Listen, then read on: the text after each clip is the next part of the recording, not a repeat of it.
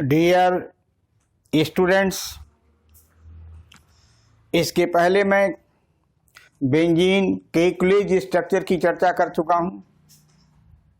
आज मैं molecular orbital structure of benzene की चर्चा करने जा रहा हूं। जैसे मैं आपको बता चुका हूं कि बेंजीन का केकुलेज स्ट्रक्चर जो डायनेमिक स्ट्रक्चर है वह बेंजीन के most of the chemical properties को एक्सप्लेन करता है, लेकिन बेंजीन मॉलिक्यूल केकुलेज के दोनों डायनेमिक स्ट्रक्चर से डिफरेंट है, क्योंकि एक्चुअल मॉलिक्यूल जो बेंजीन का है उसकी स्टेबिलिटी केकुलेज के डायनेमिक स्ट्रक्चर से ज़्यादा है, जिसको एक्सप्लेन करने के लिए molecular orbital structure of benzene की आवश्यकता पड़ी। अब मैं शुरू करने जा रहा हूं molecular orbital structure of benzene. आखिर इस मॉलिक्यूलर ऑर्बिटल स्ट्रक्चर की आवश्यकता क्यों पड़ी, वो कौन सा कारण है जिसकी वजह से वैज्ञानिकों ने बेंजीन के मॉलिक्यूलर ऑर्बिटल पर ध्यान दिया और इसका एक्चुअल स्ट्रक्चर ढूंढ निकाला।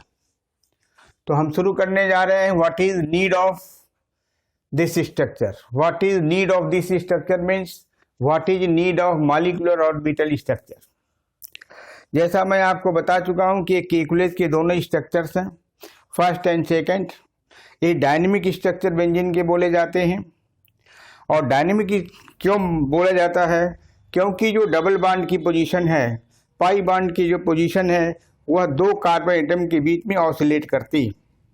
यहाँ पर आप देख रहे हैं कि यहाँ पर डबल बॉन्ड है, ये ऑसिलेट करके यहाँ चला गया, फिर ये ऑसिलेट करके यहाँ चला गया, ये ऑसिलेट करके यहाँ चला गया। तो फर्स्ट जो है वो सेकेंड में कन्वर्ट हुआ, लेकिन यह डायनेमिक इक्विलिब्रियम बनाता है और फर्स्ट का कन्वर्जन सेकेंड में और सेकेंड का कन्वर्जन फर्स्ट में होता है। इसलिए इसका जो डबल बॉन्ड है वो फिक्स्ड नहीं है, दो कार्बन एटम के बीच में स्थिर नहीं है, बल्कि डीलोकलाइज्ड है।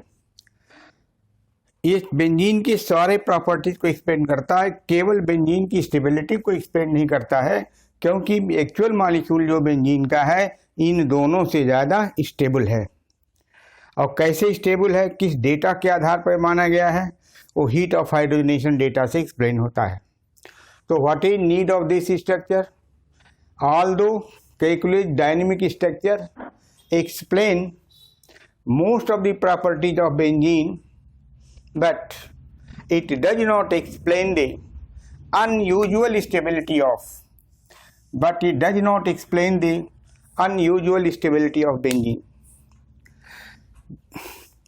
This is the dynamic structure of calculus. Actual structure of benzene is more stable. Actual structure of benzene is more stable than any of the calculus structures. Which is clear from the heat of hydrogenation data.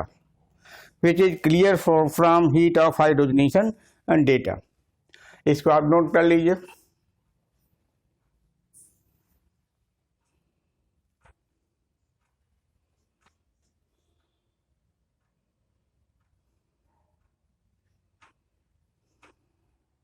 अब heat of hydrogenation क्या है? Heat of hydrogenation, double bond का hydrogenation किया जाता है। Double bond पर hydrogen का addition होता है, जिससे एनर्जी रिलीज होती है, और उस रिलीज एनर्जी को या रिलीज हीट को हीट ऑफ हाइड्रोजनेशन कहते हैं। यह हीट ऑफ हाइड्रोजनेशन डेटा क्या है?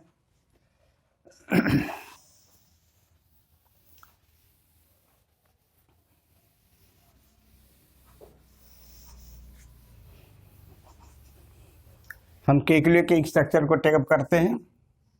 एक केकुलेज का स्ट्रक्चर कोई एक हम टेकअप कर ले रहे हैं।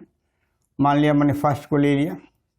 ये आपका कह सकते हैं कि साइक्लो हेक्सा 135 ट्राइन है, 135 ट्राइन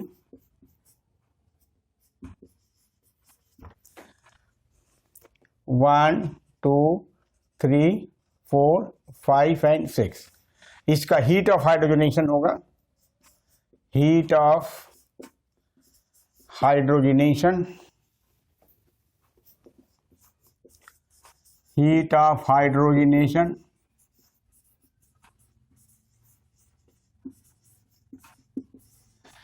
एक डबल बॉन्ड को हाइड्रोजनेट करने के लिए जो एनर्जी लिबरेट होती है वो 28.5 किलो कैलोरी होता है। क्योंकि इसमें 3 डबल बॉन्ड है तो ये हो जाएगा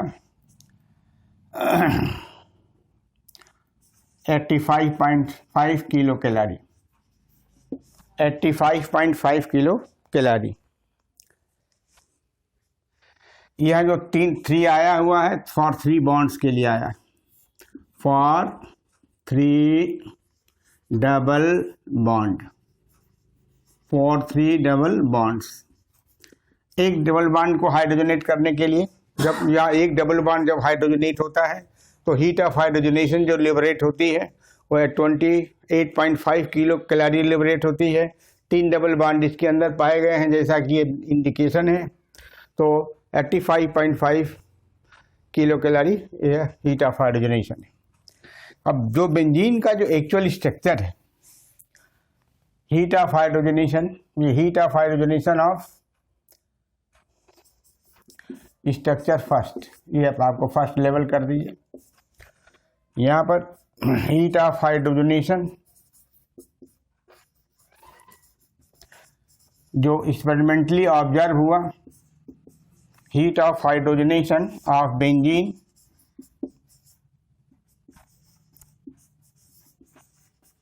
was found to be 49.8 kilo calorie. देखिए एक मॉलिक्यूल का, बेंजीन का जो मॉलिक्यूल है उसका हीट ऑफ हाइड्रोजनेशन 49.8 है। जो एक्चुअल स्ट्रक्चर है heat of hydrogenation of benzene इतना है, 49.8 किलो कैलोरी है। और इस स्ट्रक्चर का ट्राइन माना गया, ये 135 ट्राइन है, इसका हीट ऑफ हाइड्रोजनेशन 85.5 है। तो जिसकी एनर्जी ज़्यादा होगी, हीट ऑफ हाइड्रोजनेशन जिसका ज़्यादा होगा उसकी स्टेबिलिटी कम होगी, और जिसका हीट ऑफ हाइड्रोजनेशन कम है उसकी स्टेबिलिटी ज़्यादा होगी। तो कितने का डिफरेंस हो रहा है? Difference is 85.5 minus 49.8 kilo calorie. दोनों का जो डिफरेंस आएगा वो ऑलमोस्ट 36 किलो कैलोरी। ये जो डिफरेंस है, डिफरेंस इज इतना। It means benzene is more stable, benzene is more stable then, this shows that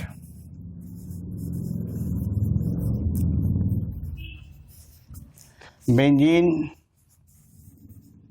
is more stable than cyclohexa 135 ट्राइन। अब इसको एक्सप्लेन करने के लिए कि बेंजीन ज़्यादा स्टेबल है, इसको एक्सप्लेन करने के लिए मॉलिक्यूलर ऑर्बिटल थियरी का कॉन्सेप्ट इंट्रोड्यूस किया गया। To explain the behaviour more stability of benzene, the concept of molecular orbital picture और structure was introduced. To explain this, the concept of molecular orbital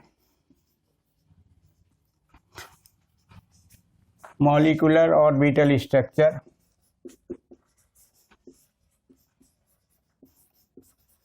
was introduced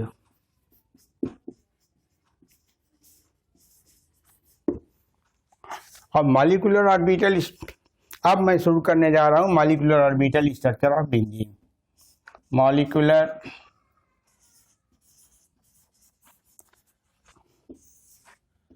orbital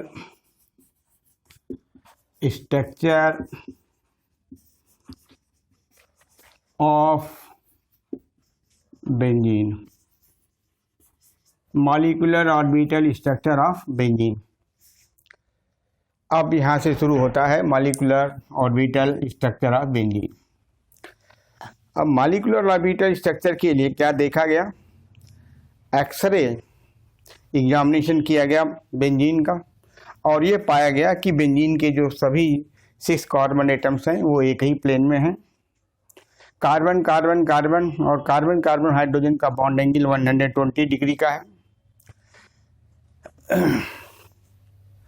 जिससे ये पता चला कि carbon benzene का प्रत्येक कार्बन sp2 हाइब्रिडाइज स्टेट में है।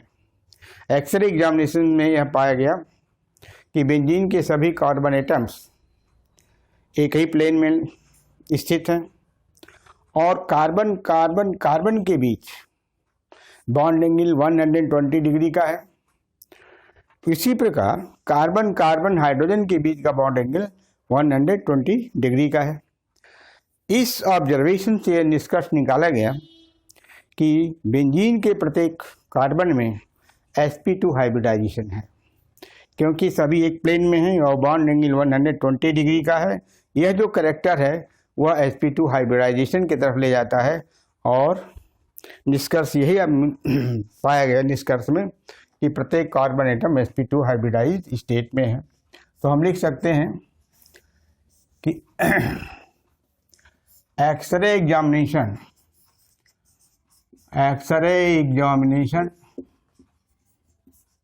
Of benzene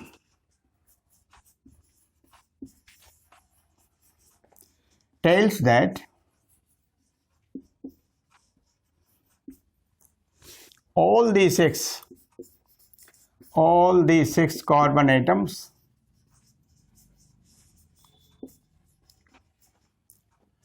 is in the same plane. All the carbon atoms are in the same plane,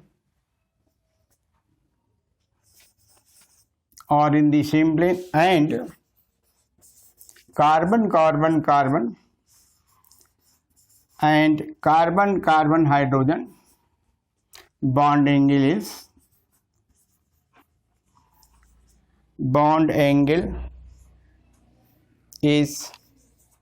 120 degree. X ray examination में ये पाया गया। तो सभी कार्बन एटम एक प्लेन पर हैं और बेंजीन के कार्बन कार्बन कार्बन में और कार्बन कार्बन हाइड्रोजन में जो बॉन्ड एंगल है वह 120 डिग्री का है। अब इससे क्या पता चलता है, this therefore indicates that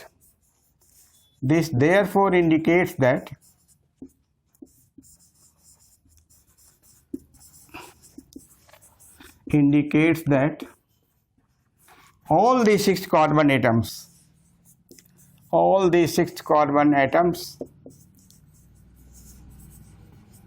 are in sp2 hybridized state, sp2 hybridized state। ये ध्यान देने की जरूरत है कि इसके प्रत्येक कार्बन एटम में sp2 हाइब्रिडाइजेशन होता है। ये आप ठीक से देख लीजिए, पढ़ लीजिए, लिख लीजिए।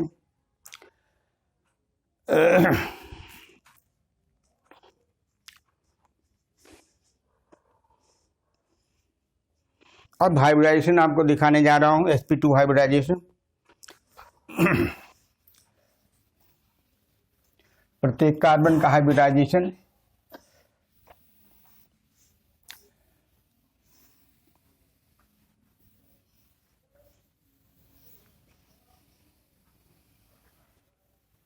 देखिए, एक कार्बन है, इसका एटॉमिक नंबर 6 है। ये electronic configuration 1s2, 2s1, 2px1, 2py1, 2pz1।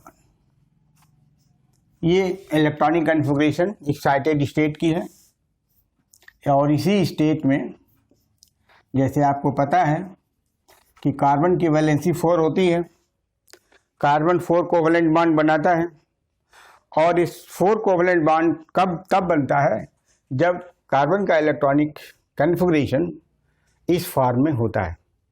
अर्थात कार्बन जब एक्साइट होता है, जब बॉन्ड बनाने की तैयारी करता है, तब वह एक्साइट होकर के ऐसी इलेक्ट्रॉनिक कन्फिग्रेशन को बनाता है और इसमें ये आपका sp2 हमको हाइब्रिडाइजेशन दिखाना है।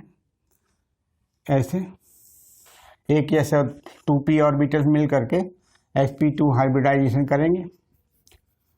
हाइब्रिडाइजेशन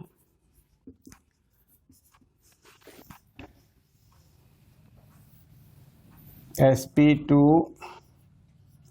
हाइब्रिडाइजेशन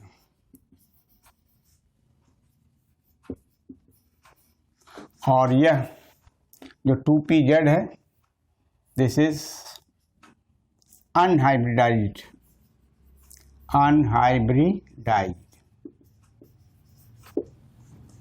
ऑर्बिटल है, अनहाइब्रिडाइज्ड ऑर्बिटल। अब जब sp2 हाइब्रिडाइज्ड है तो आपको पता है कि इसके पास कितनी हाइब्रिड ऑर्बिटल्स होगी। जैसे कोई एटम sp हाइब्रिडाइज स्टेट में है तो 2 sp हाइब्रिड ऑर्बिटल्स होती है, जैसा आपको पता है। sp2 जब हाइब्रिडाइज स्टेट में होती है तो 3 हाइब्रिड ऑर्बिटल्स होती हैं और sp3 हाइब्रिडाइज स्टेट में अगर कार्बन होता है तो उसके पास 4 sp3 हाइब्रिड ऑर्बिटल्स होती हैं। लेकिन इस केस में, बेंजीन के केस में, जो कार्बन है वो sp2 हाइब्रिडाइज स्टेट में है, तो इसका मतलब ये हुआ कि इसके अंदर 3 हाइब्रिड ऑर्बिटल्स होंगे, जिसको मैं ऐसा दिखा रहा हूँ। ये 3 sp2 हाइब्रिड ऑर्बिटल्स हैं, ईच sp2 ये एक दूसरे से जुड़ी हुई हैं और उनके बीच का जो बॉन्ड एंगल है, ये ऐसे बना दीजिए नोट वाला, ये ऐसे इसके बीच का जो बॉन्ड एंगल है वह 120 डिग्री का है और इसमें एक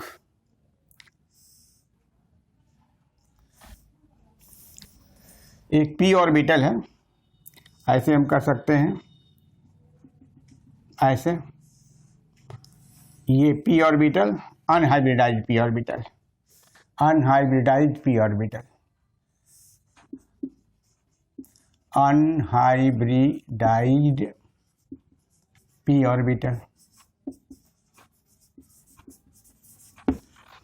अब नंबर आता है हाइड्रोजन का। कार्बन की तो बात हो गई, कार्बन जब भी बॉन्ड फॉर्मेशन हो रहा है तो हाइब्रिड ऑर्बिटल से बॉन्ड बनता है, अनहाइब्रिडाइज से ही बनता है। लेकिन इसके साथ में कार्बन से जुड़ा हुआ हाइड्रोजन है। हाइड्रोजन के पास कितनी ऑर्बिटल्स हैं? s ऑर्बिटल्स हैं। तो अगर हम यहाँ कार्बन की चर्चा करें, जैसे कार्बन है, this is for carbon. Carbon के पास, एक कार्बन के पास sp3 हाइब्रिड ऑर्बिटल्स 3 है, तो 6 कार्बन है, इसलिए 6 गुना इतना हो जाएगा हाइब्रिड ऑर्बिटल्स, 6 इंटू इतना 18 sp2 हाइब्रिड ऑर्बिटल्स होंगे। और अनहाइब्रिडाइज्ड 1 है, 1 unhybridised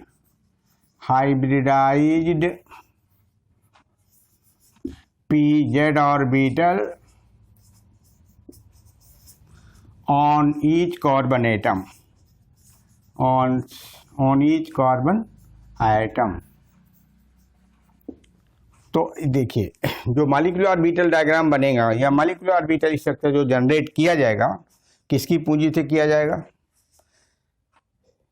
sp2 hybrid orbitals, 6 into 3 हो गया, 18 sp2 हाइब्रिड ऑर्बिटल होगा और 6, इनकी संख्या क्या है? 6 है। नंबर जो है इनका, नंबर इज 6, यानी अनहाइब्रिडाइज्ड जो ऑर्बिटल्स है उसकी संख्या 6 है। ऐसे लिख दीजिए, 6 इन नंबर। प्रत्येक कार्बन एटम पर 1 है, 6 कार्बन एटम है तो 6 हो जाएगा। प्रत्येक कार्बन एटम पर ये 3 है, 6 कार्बन एटम पर 18 हो जाएगा। 6 कार्बन एटम्स। अब बाकी बचा हाइड्रोजन। तो हाइड्रोजन के पास कितने हाइड्रोजन्स हैं? हाइड्रोजन का s ऑर्बिटल है, 1s orbital of each hydrogen atom. तो हाइड्रोजन एटम भी कितना है? 6 है। तो ये कंप्लीट ऑर्बिटल की पूंजी है कार्बन के पास।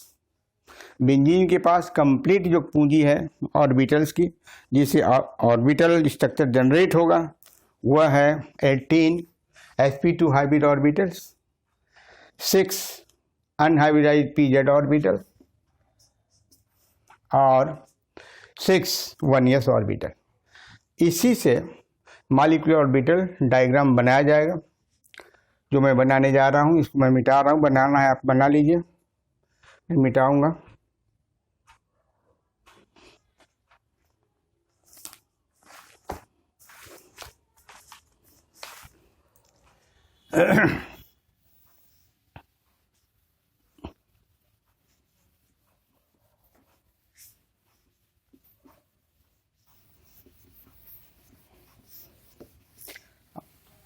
अब ऑर्बिटल डायग्राम बनाने जा रहा हूं।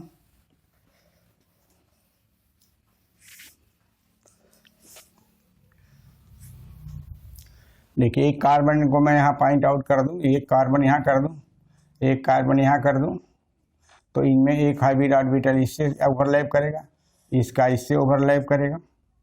एक मैं इधर कर दूं, एक इधर कर दूं, उसी तरह से एक इधर कर दूं, एक इधर कर दूं।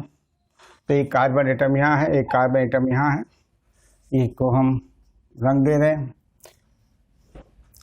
अब यहाँ पर एक कार्बन यहाँ होगा, तो यहाँ कार्बन का एक हाइब्रिड ऑर्बिटल इससे, एक इधर करिए, एक इधर कर दीजिए, यहाँ भी हो गया, ये बना लीजिए। तो एक कार्बन, दो carbon, carbon number 1, carbon number 2, ये 1 हो गया, एक कार्बन नंबर 3 हो गया। अब कार्बन नंबर 4 का नंबर है यहाँ से,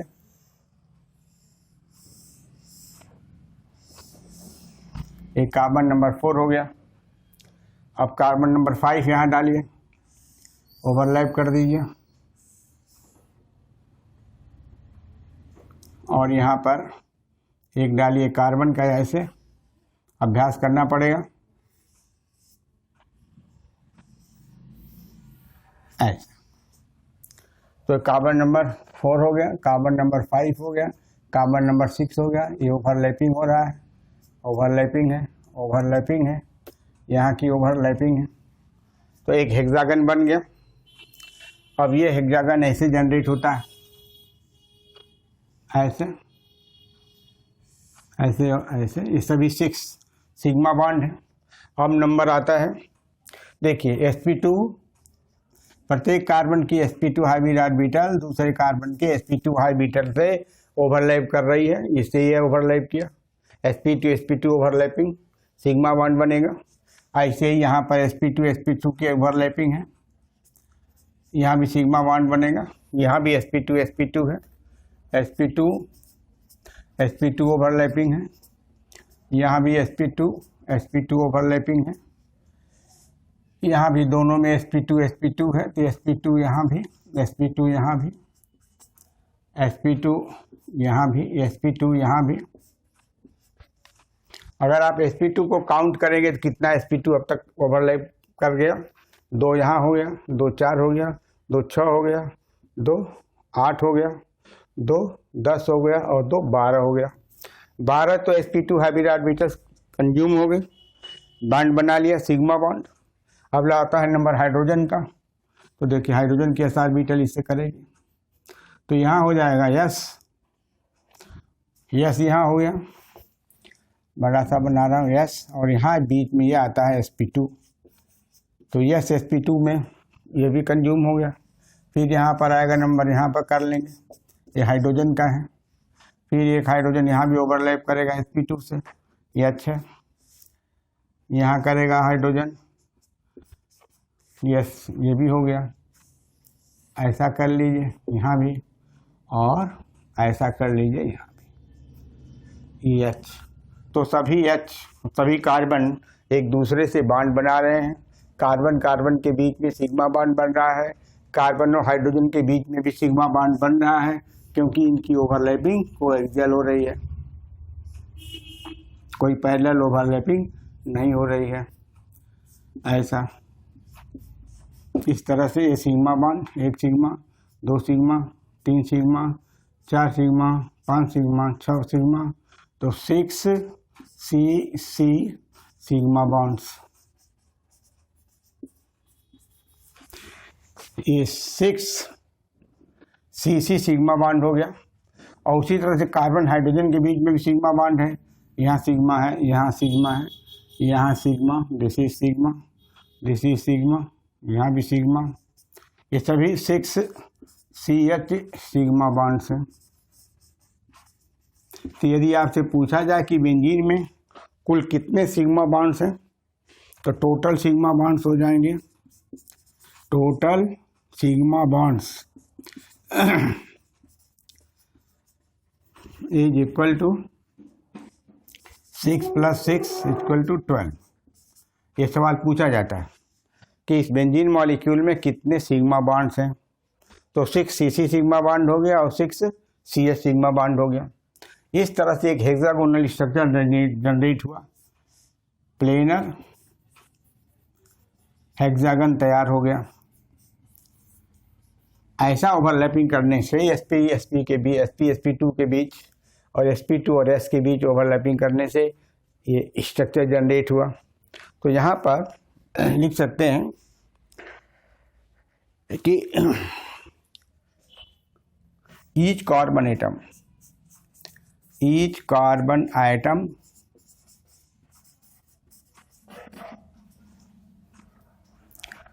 overlap on other carbon atom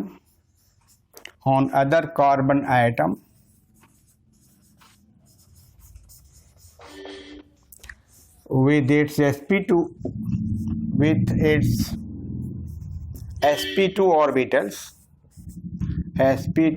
orbitals coaxially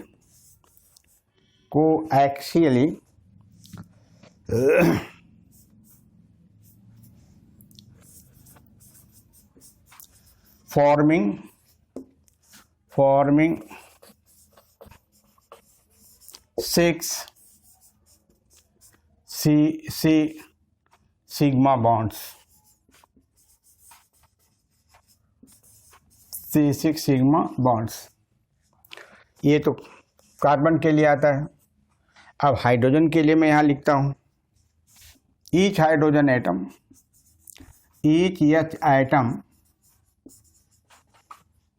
overlaps on sp2 orbital of each carbon atom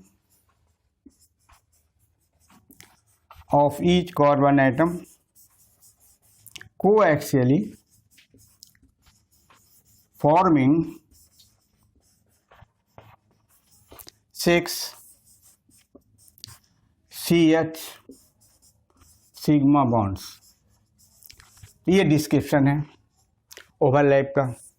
अब तक हम जो चर्चा आपके सामने कर रहे हैं वह चर्चा हाइब्रिड ऑर्बिटल्स की कर रहे हैं। sp2 हाइब्रिड ऑर्बिटल्स की चर्चा मैंने किया और हाइड्रोजन के s ऑर्बिटल की चर्चा किया।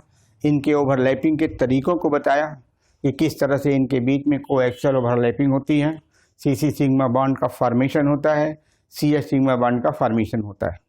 लेकिन अब जो छूटा हुआ पोर्शन ऑर्बिटल का है वह 2pz ऑर्बिटल है जो अनहाइब्रिडाइज है। अब उसका देखिए क्या होता है। वो अनहाइब्रिडाइज ऑर्बिटल इस हेक्सागन के पैरेलल स्टैंड करती है, perpendicular to the each carbon atom. तो अब मैं मिटाने जा रहा हूँ, आशा करता हूँ कि आप इसको लिख चुके होंगे।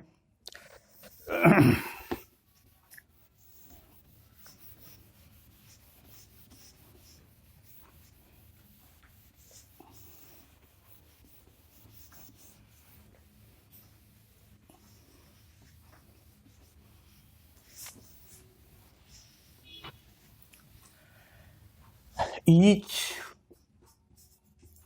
of the unhybridised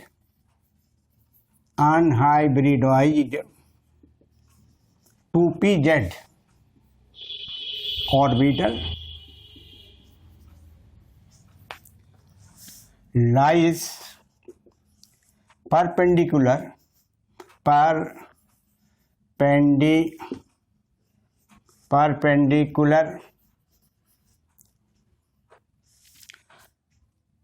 to each of the carbon atom of the regular hexagon. Regular hexagon का मतलब है उसके हेक्सागन के कार्बन बॉन्ड की सभी भुजाएं या बॉन्ड लेंथ समान है। कार्बन की सभी भुजाएं समान हैं या कार्बन बॉन्ड लेंथ सेम है, इसलिए ये टर्म मैंने यूज किया रेगुलर हेक्सागन। shown as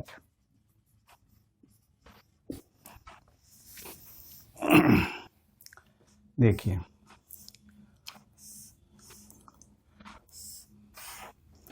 ये पी ऑर्बिटल ऐसे हो गया, पी ऑर्बिटल ऐसे प्रत्येक पर परपेंडिकुलर है, इस तरह से देखिए। ये कितनी पी जेड ऑर्बिटल्स हैं? 6 P Z orbitals, 6 P Z unhybridised orbitals lying perpendicular to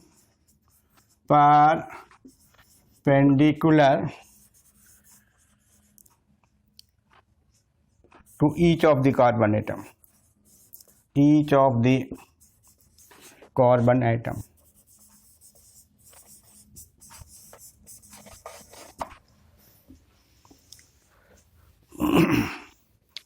अब इसको ध्यान से देखिए, इसकी सहायता से मैं बांड बनाने जा रहा हूं, तब तक सोच रहिए आप कि कैसा बांड इससे बनेगा।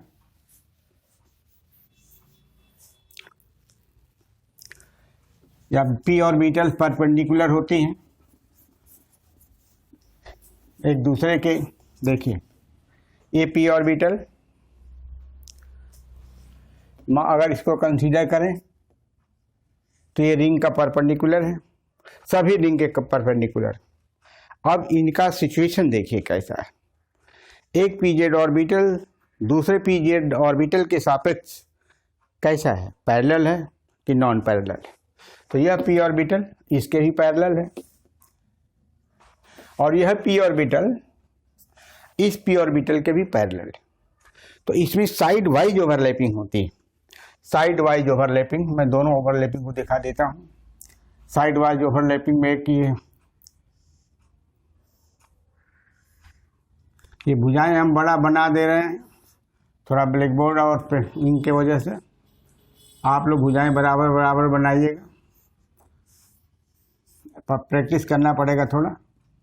ऐसा हम दो तरह से दो साइड वाइज इनका दिखा दे रहे हैं।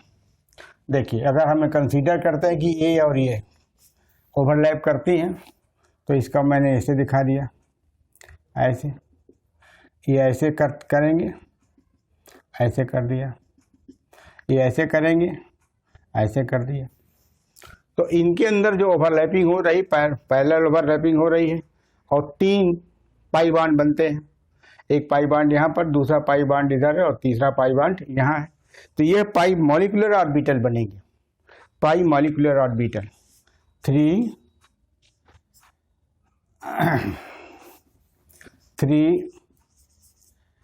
पाई मॉलिक्यूलर ऑर्बिटल। एक मॉलिक्यूलर ऑर्बिटल यहाँ हो गया, दूसरा मॉलिक्यूलर ऑर्बिटल यहाँ बना, तीसरा मॉलिक्यूलर ऑर्बिटल यहाँ बना। तो कितनी संख्या मॉलिक्यूलर ऑर्बिटल की हो गई? 3 हो गई, 3 हो गया। ये पाई क्यों है?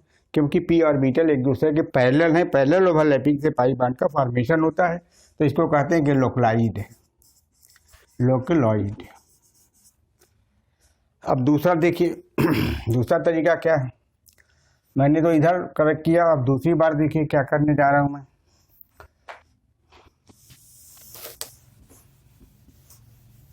इस केस में दूसरा बना रहा हूं,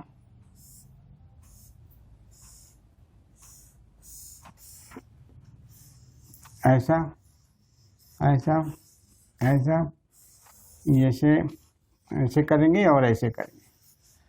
मैंने राइट हैंड साइड में ओवरलैप करा किया था, अब मैं इधर से ओवरलैपिंग शुरू करूंगा, ऐसे लेफ्ट से, क्योंकि दोनों साइड से ओवरलैपिंग के इक्वल चांसेस हैं। लेटरल ओवरलैपिंग बोथ साइड से हो सकता है, आइदर फ्रॉम राइट साइड और फ्रॉम दी लेफ्ट साइड। ये मैंने राइट साइड से ओवरलैपिंग शो किया है। अब मैं यहाँ से लेफ्ट साइड में ओवरलैपिंग शो करने जा रहा हूँ। देखिए इसका, क्योंकि ये भी पैरेलल है एक दूसरे के, ये ऐसे ओवरलैप करेगा, ये ऐसे ओवरलैप करेगा और ये ऐसे ओवरलैप करेगा। यहाँ पर भी थ्री पाई मॉलिक्यूलर ऑर्बिटल बन रहा है, ये भी लोकलाइज्ड है। अब पहले समझिए कि लोकलाइज्ड का मतलब क्या है। दो कार्बन एटम के बीच में पाई मॉलिक्यूलर ऑर्बिटल बन रही है, दो कार्बन एटम के बीच में पाई मॉलिक्यूलर ऑर्बिटल जनरेट हो रही है, इसलिए इसको कहते हैं लोकलाइज्ड है। अब ये देखिए कि ये कैसा जनरेट करते, स्ट्रक्चर इक्विवेलेंट कैसा बना रहा। यहाँ पर डबल बॉन्ड, यहाँ पर डबल बॉन्ड, यहाँ पर डबल बॉन्ड। इसका देखिए क्या है,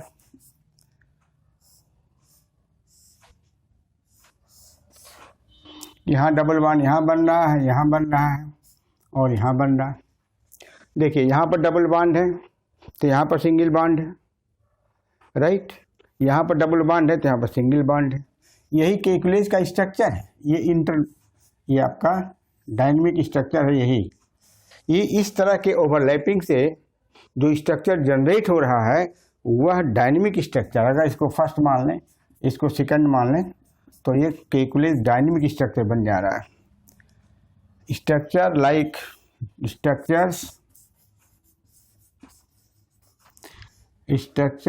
the Kekule's dynamic structure, Kekule's dynamic structure.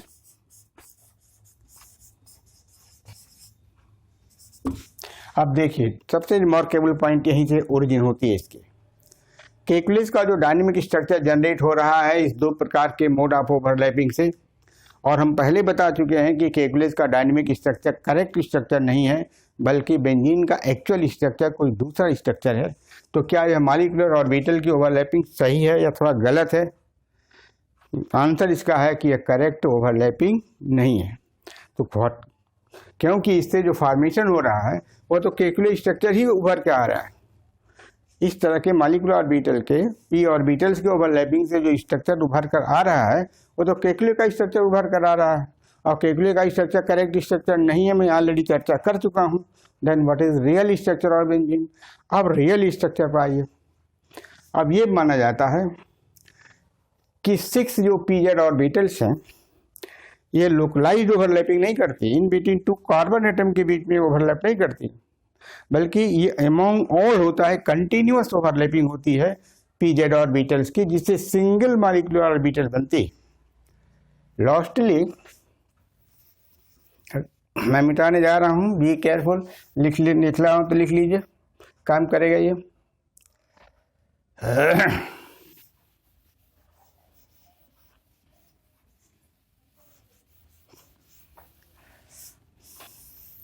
Now, it was proposed that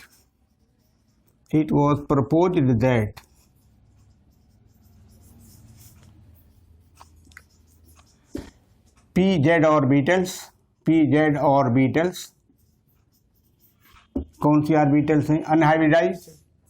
unhybridised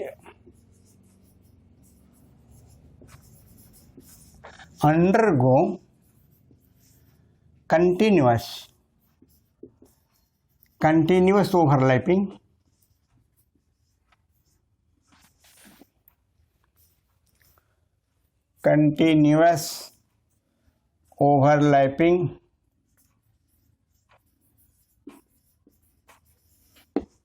of continuous overlapping and produce a single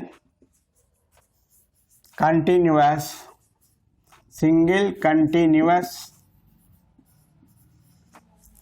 polycentric molecular orbital, polycentric molecular orbital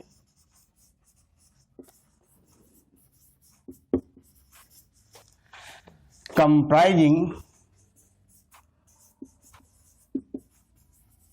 6 carbon atoms, comprising of 6 carbon atoms, comprising of 6 carbon atoms, carbon atoms.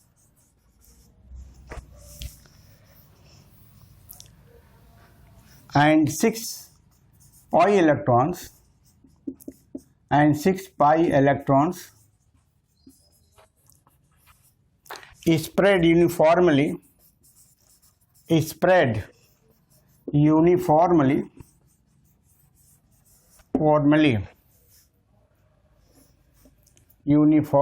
over all these 6 carbon atoms, over all the 6 carbon atoms.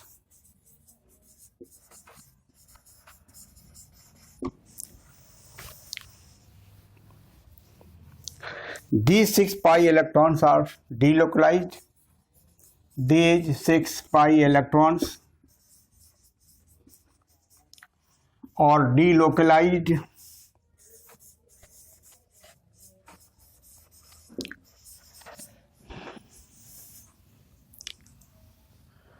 and make the delocalized means less energy and make the benzene molecule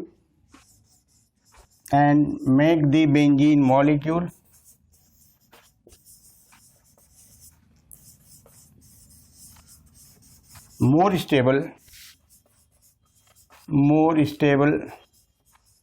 than any of the calculus structures,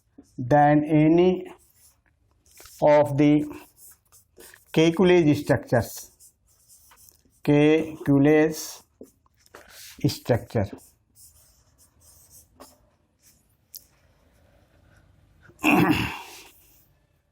Calculus structures, first and second. So this is main cause of the greater stability of the benzene ring.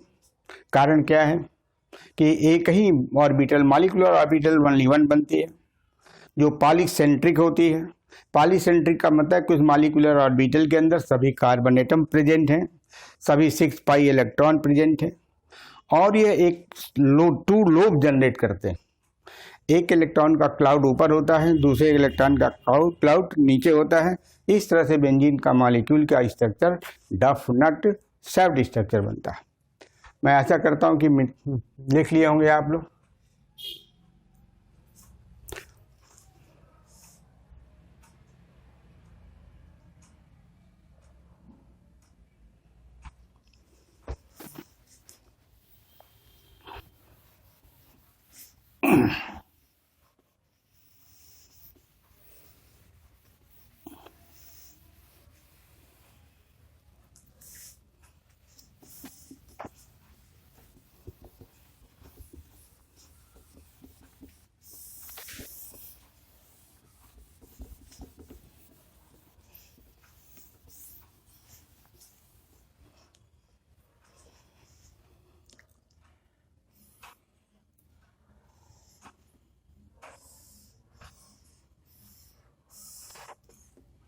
एक lobe ऊपर है, दूसरा lobe नीचे है।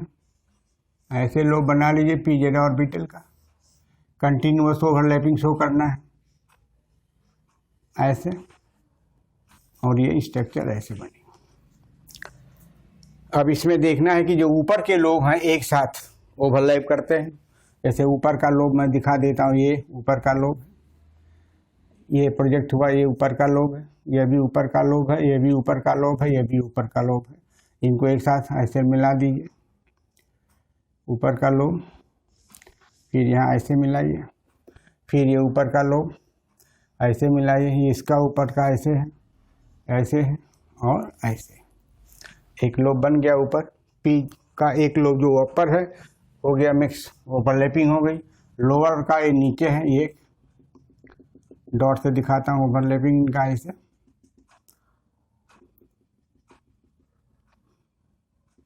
ऐसा overlap हो रहा है डॉटेड लाइन के द्वारा, और ये इसको ऐसे मिला देंगे। तो इस तरह से इसकी संरचना जो जनरेट होती है, एक कहते हैं कि कंटिन्यूअस ओवरलैपिंग, कंटिन्यूअस ओवरलैपिंग,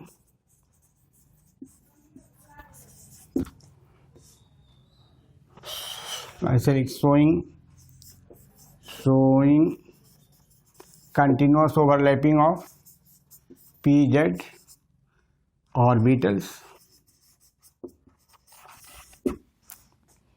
ये कंटिन्यूस ओवरलैपिंग हो रहा है। अब इस कंटिन्यूस ओवरलैपिंग से दो चीज जनरेट होता है।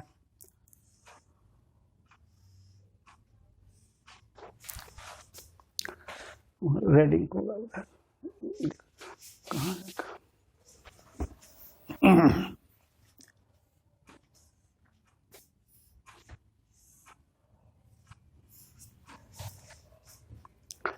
देखिए, एक लोब मैं ऊपर बनाता हूँ ऐसे, अपर लोब ये है, पी ऑर्बिटल का जो अपर लोब है ऐसा हो गया, इसको मैंने डॉटेड कर दिया ऐसे, अपर लोब है, upper lobe of upper lobe, और लोअर लोब बना रहा हूँ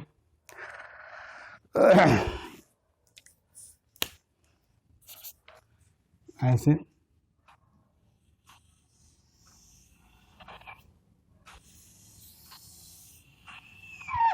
ऐसा लोअर लोब है, आना चाहिए साफ, हमको लग रहा है साफ होना चाहिए, है ना।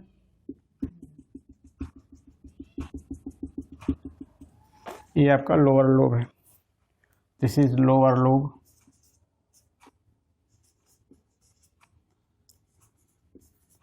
इस तरह से डफनट शेप्ड स्ट्रक्चर बनता है। डफनट, आप लोग बादाम देखे होंगे, doughnut shaped structure of benzene showing upper and lower lobe of electron, showing upper and lower lobes। तो इस तरह से बेंजीन का मॉलिक्यूलर स्ट्रक्चर है।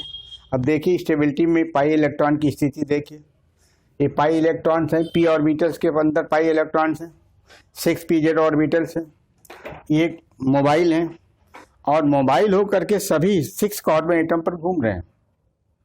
अब 6 कार्बन एटम पर घूमने से इनकी एनर्जी कम हो जाती है, और जब एनर्जी कम हो जाती है तो बेंजीन की स्टेबिलिटी क्या हो जाएगी, ज़्यादा हो जाएगी। Benzene is more stable.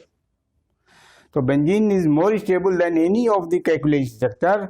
It is because of the delocalization of the pi electrons over all the 6 carbon atoms within the single continuous molecular orbital.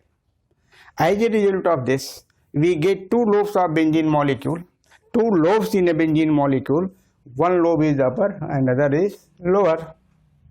This gives the appearance of nut but duff nut. Duff nut का मतलब ये जैसे मैंने आप Hungary देखिए ऐसे, ये ऊपर का जो पोर्शन है वो डफनट शेप्ड है।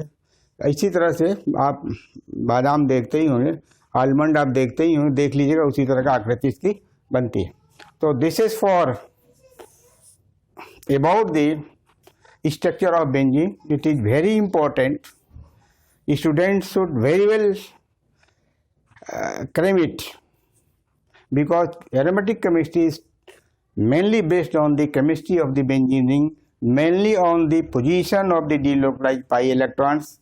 When unsubstituted benzene is present, all positions of carbon atoms in the ring are identical. This is all about the benzene structure, molecular orbital structure of benzene. Thank you very much.